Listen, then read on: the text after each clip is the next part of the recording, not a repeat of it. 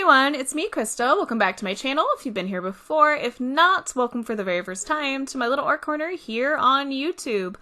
Today is day 25 of Inktober, and today's prompt is tasty. For this one, I immediately wanted to do a vampire lady with some blood coming out of their mouth, so that is precisely what we are going to be doing.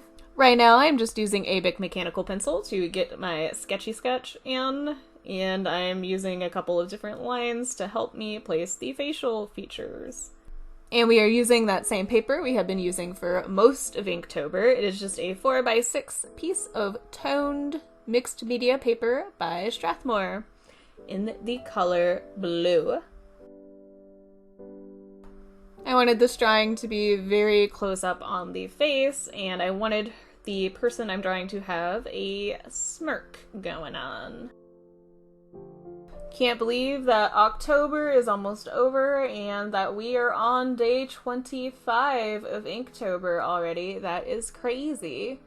I am recording this on the 24th, but I know when this is posted tomorrow, the 25th, that I will be getting ready to go to an art show in Detroit called The Damned Show. It is a yearly dark art themed show. They have some cool live performances and all that great stuff. I'm super happy to be one of the artists that they chose to have their work displayed for this show, and it's always a fun time to go, so I am going to be very happy and busy, but it'll be worth it. But I should probably be getting on to what I am doing in this drawing right here. I am using some Winsor Newton ink in white to get a baseline for some of the lighter areas in her face. And I also wanted to lighten up the background quite a bit. I also wanted her eyes to be fairly white, the irises. I do end up bringing in some red later, but I wanted to give this illusion of the eyes glowing.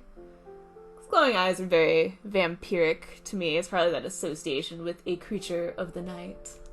After working on this, though, I do think that I might want to try to do some realistic portrait practice with this tone paper and just using white ink to help pull out the highlights.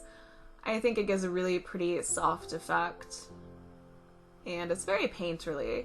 For this one, I do end up bringing in black ink and some marker later and adding those harsh lines because I think that helps a lot with the spooky quality. I wanted the end result to be beautiful but dangerous and scary at the same time.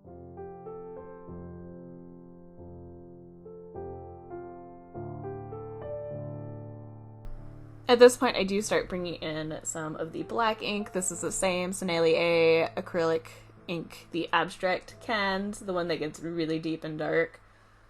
I did want to have a lot of contrast for this specific one to help, once again, with the creepy edge. And at this point, we are still just applying ink with a Waterbrush. I have not brought in any pens or markers yet. I do use a lot of finger blending and going back and forth to add some sharper lines and then to soften them at the same time. I end up adding a lot of black around the eyes. I know using your fingers to help blend is not a recommended method, especially when you're using water media, because your hands can be oily and it can mess with what you're using. I've never personally had any issues with it, but I know there are some people who do, so try that technique at your own risk.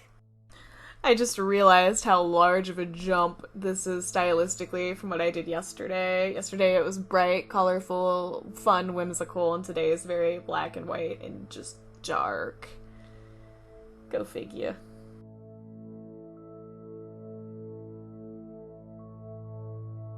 At this point, I start bringing in the pens and the markers. I start with a white gel pen to help pull out some lighter areas, then I switch to the Copic FO2 drawing pen to get some thin black lines, and then I switch to a slightly darker and thicker Kuretake black marker.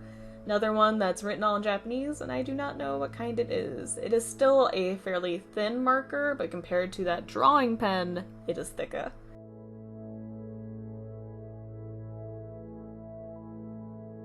I I also pull in a white Posca pen for some thicker white lines, and because when you smudge it with your finger, you can blend it fairly well with the other areas you have going on.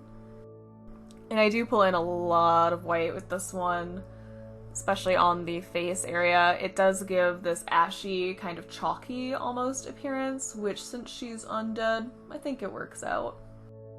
At this point, I start pulling in a little bit of red. I'm just using a Rowney Aquafine watercolor ink in cadmium red hue, and I'm using it very lightly at first, and I pull it in around the mouth and a little bit around the eyes. The whole point of it being tasty, as the word prompt, is that blood is tasty for the vampire.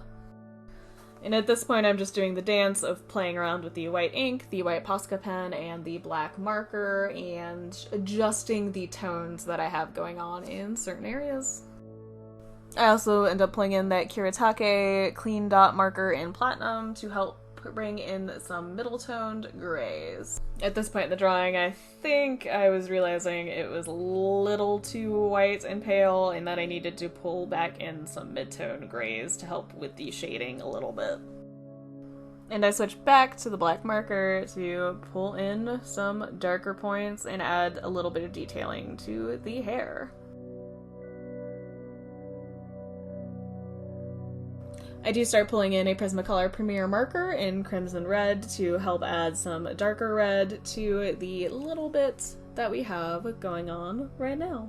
I've noticed using this specific red on top of the Rowney red ink that we already had laid down, especially when you mix it in with the black and the white.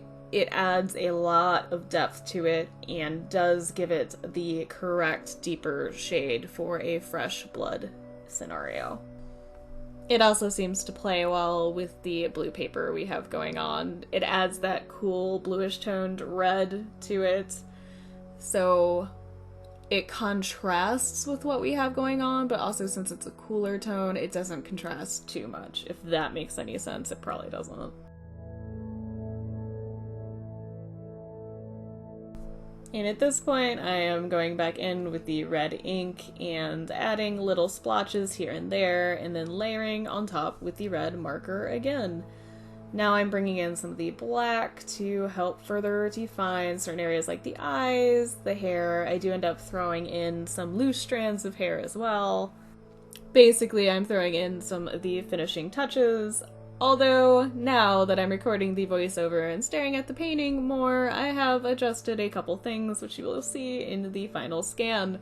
That is part of what is interesting about watching back footage of your drawing or painting. You notice little things that you didn't quite notice before that you want to play around with and adjust. But this drawing, for what I have recorded, is almost finished. I am just throwing in quite a few finishing touches.